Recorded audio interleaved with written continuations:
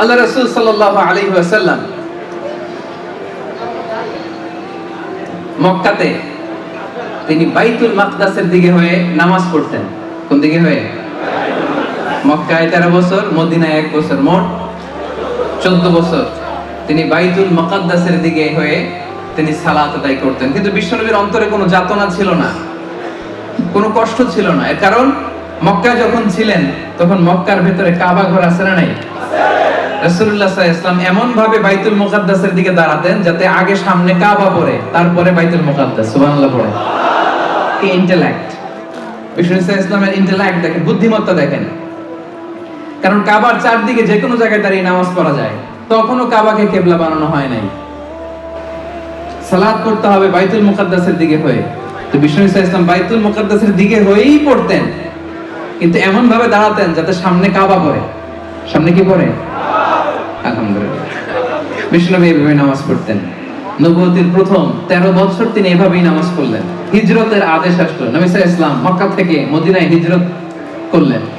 মদিনায় যে বিশ্বনবী বাইতুল মুকাদ্দাসের দিকেই নামাজ পড়েন, কিন্তু একটা জিনিস নাই ওইখানে। কেউ জানে না এটা কি নাই? কি নাই? কাবা কোন শহরে? মক্কা। কাবা কোন শহরে? মদিনায়। কি নাই? কাবা যে নাই, বিশ্বনবীর অন্তরে জ্বালা আছে না নাই? 13টা বছর বিশ্বনবী সাল্লাল্লাহু আলাইহি ওয়াসাল্লাম কাবাকে সামনে রেখে, যদিও বাইতুল মুকাদ্দাসের দিকে, কাবাকে সামনে রেখে নামাজ পড়তেন। মদিনায় যখন গেলেন ওখানে তো কাবা নাই। এবার কি করবেন? বাইতুল মুকাদ্দাসের দিকে নামাজ পড়েন, কিন্তু কাবারে মিস করেন। কাবারে কি করে? মিস করে। প্রত্যেক নামাজের পরে সালাম ফিরিয়ে আকাশের দিকে তাকায়, ইস আল্লাহ তাআলা যদি আমার জন্মস্থান, আমার বাপ দাদার শিকড় যেখানে বাইতুল্লাহ, ওই কাবার দিকে যদি আমার কিবলাটা ঘুরায় দিত, কতই না ভালো হতো। বিশ্বনবী যে মনে মনে কষ্ট পায়, এটা তো আর আল্লাহ জানে না। হ্যাঁ, জানে? আল্লাহ তাআলা আয়াত নাযিল করলেন, ক্বাদ নারা তাকাল্লুবা ওয়াজহিকা ফিস সামা। নবী হে, নামাজের পরে মনের কষ্ট নিয়ে যে উপরের দিকে তাকায় কি ভাবেন আমি কিন্তু বুঝি, আমি কিন্তু জানি। ফালানুওয়াল্লিয়ান্নাকা কিবলাতান তারদাহা। নবী হে, অচিরেই এমন দিকে আপনার চেহারা ঘুরে আমি নামাজ পড়ার আদেশ দিব, আপনার মন খুশি হয়ে যাবে। ফাওয়াল্লি ওয়াজহাকা শাতরাল মসজিদিল হারাম। নবী হে, আজ থেকে আর বাইতুল মুকাদ্দাসের দিকে চেহারা নয়, টু দ্য ডাইরেকশন অফ কাবা, কাবার দিকে মুখ করে নামাজ পড়া শুরু করে দেন। পড়েন আল্লাহু আকবার। কিবলা চেঞ্জ। কিবলা চেঞ্জ মানে ক্ষমতাও চেঞ্জ। কিবলা চেঞ্জ মানে গদিও চেঞ্জ। কথা বুঝেন? কিবলা চেঞ্জ মানে ক্ষমতা চেঞ্জ, কিবলা চেঞ্জ মানে গদিও চেঞ্জ। এতদিন পর্যন্ত বাইতুল মুকাদ্দাসে ওই ডাইরেকশনে ছিল, ওইটা কিবলা ছিল। এখন কিবলা যেহেতু চেঞ্জ, ক্ষমতাও চেঞ্জ। এজন্য সূরা বাকারার সেন্ট্রাল থিম 286টা আয়াতের মধ্যে কেন্দ্রীয় শিক্ষা হচ্ছে চেঞ্জিং দ্য লিডারশিপ ফ্রম বানি ইসরাইল টু বানি ইসমাইল। এতদিন পর্যন্ত গোটা বিশ্বব্যাপী বানি ইসরাইলের দাপট ছিল। মুসা আলাইহিস সালামের শরিয়ত ছিল, ঈসা আলাইহিস সালামের শরিয়ত ছিল, ইহুদ এবং নাসারাদের সম্মান ছিল, নেতৃত্ব ছিল। আল্লাহ যখনই বাইতুল মুকাদ্দাস থেকে কাবার দিকে কিবলা চেঞ্জ করে দিলেন, আল্লাহ ক্ষমতার চেয়ারও চেঞ্জ করে দিলেন। আওয়াজ করে পড়ুন আল্লাহু আকবার। ক্ষমতা চলে আসলো বিশ্বনবীর হাতে।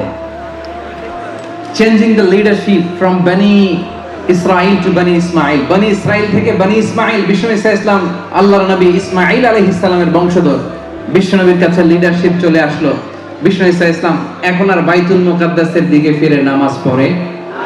কথা বুঝতেছেন? মনোযোগ রাখলে অবশ্যই বুঝবেন, আমি খুব সহজ করে বুঝাবো। এখন আর বিশ্বনবী বাইতুল মুকাদ্দাসের দিকে নামাজ পড়ে না। কোন দিকে হয় নামাজ পড়ে? সবাই বলতে হবে একসাথে, কাবার দিকে হয়। বিশ্বনবী সাল্লাল্লাহু আলাইহি ওয়াসাল্লাম নামাজ পড়তে শুরু করলেন। তো এই যে মদিনাতে যে 1 বছর বাইতুল মুকাদ্দাসের দিকে পড়ে, আবার 1 বছর বা 17 মাস পরে কাবার দিকে পড়ে, ইহুদিরা টিটকারি মারতে শুরু করছে। যুগে যুগে টিটকারি আছে না নাই? বিশ্বনবী সাল্লাল্লাহু আলাইহি ওয়াসাল্লাম বলে, মুহাম্মদ একবার ফিরো পূর্ব দিকে, আরেকবার পশ্চিম দিকে, আসলে যাইবা কোন দিকে? বিশ্বনবী টিটকারি মেরে বলে, একবার ঈমান আনো পূর্ব দিকে, আবার ঈমান পশ্চিম দিকে, তোমার ঈমান আসলে কোন দিকে? বিশ্বনবী সাল্লাল্লাহু আলাইহি ওয়াসাল্লামকে টিটকারি মারলেন। বিশ্বনবী সাল্লাল্লাহু আলাইহি ওয়াসাল্লামকে টিটকারি মারা আরশের উপর থেকে আল্লাহ পাক সহ্য করতে পারে? পারে? রব্বুল আলামিন সাথে সাথে আয়াত নাযিল করলেন, লাইসাল বিররা আন তুওয়াল্লু ওয়ুজুহাকুম কিবালাল মাশরিকি ওয়াল মাগরিবি ওয়ালাকিন্নাল বিররা মান আমানা বিল্লাহি ওয়াল ইয়াউমিল আখিরি ওয়াল মালাইকাতি ওয়াল কিতাবি ওয়ান নাবিয়্যিন। পড়েন সুবহানাল্লাহ। আল্লাহর নবী ইহুদিদেরকে জানিয়ে দিলেন, শোনো শোনো, পূর্ব আর পশ্চিম দিকে তাকিয়ে ইবাদত করার নাম ঈমান নয়। পূর্ব আর পশ্চিম দিকের মালিক কে? উত্তর দিকের মালিক কে? দক্ষিণ দিকের মালিক কে? উপরের দিকের মালিক কে? নিচের দিকের মালিক কে? গোটা জগৎটাই তো তার। চিল্লায় বলেন ঠিক কিনা? লাইসাল বিররা আন তুওয়াল্লু ওয়ুজুহাকুম কিবালাল মাশরিকি ওয়াল মাগরিব। আল্লাহ তাআলা আয়াত নাযিল করলেন, বিষ্ণু বললেন পূর্ব দিকে পশ্চিম দিকে মুখ ঘোরানোর নাম ঈমান নয়। আজকে থেকে আল্লাহ তাআলা যদি বলে দক্ষিণ দিকে হয়ে নামাজ পড়বা, গোটা বিশ্বের যত মুসলমান আছে সব দক্ষিণ দিকে হয়ে নামাজ পড়বে। চিল্লায় বলেন ঠিক কিনা? কারণ আল্লাহ তাআলা যেটা আদেশ করেন ওই আদেশ মানার নাম ইবাদত, পূর্ব দিকে মুখ করার নাম ইবাদত নয়। আল্লাহ তাআলার যে নির্দেশনা, এই নির্দেশনা মানার নাম হচ্ছে ইবাদত। পশ্চিম দিকে চেহারা ঘোরানোর নাম ঈমান নয়। চিল্লায় বলেন ঠিক কিনা?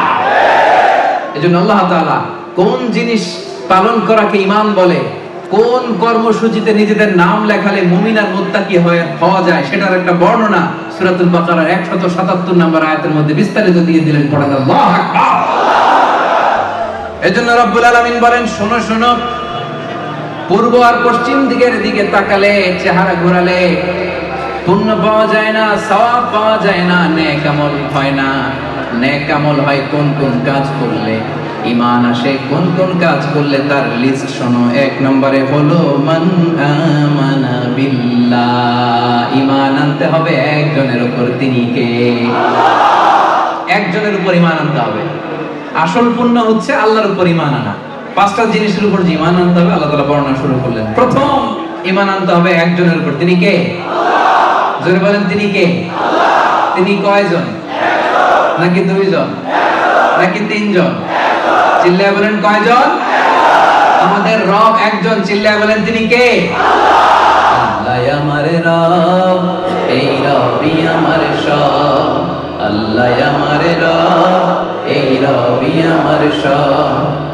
দমে দমে তনু মনে তারি অনুভব। আল্লাহ আমার রব, এই রবই আমার সব।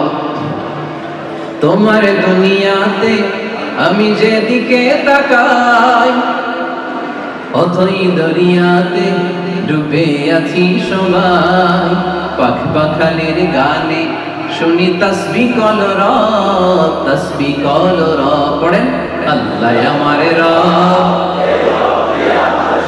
তাহলে আমাদের রব একজন। চিল্লায় বলতে হবে তিনি কে?